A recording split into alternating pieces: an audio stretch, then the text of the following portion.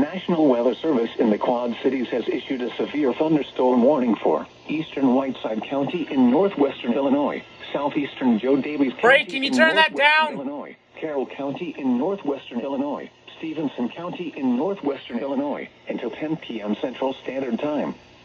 At 9:26 p.m. Central Standard Time, severe thunderstorms were located along a line extending from Pearl City to near Deer Grove, moving northeast at 65 miles an hour.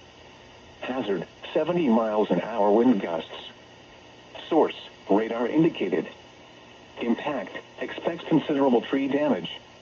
Damage is likely to mobile homes, roofs, and outbuildings.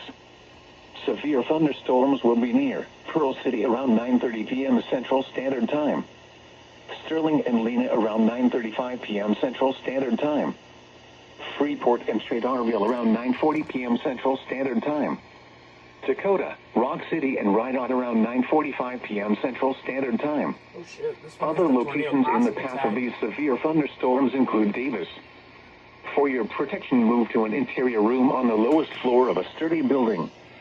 These thunderstorms are capable of producing all types of severe weather, including extremely large hail, destructive straight-line winds, and tornadoes.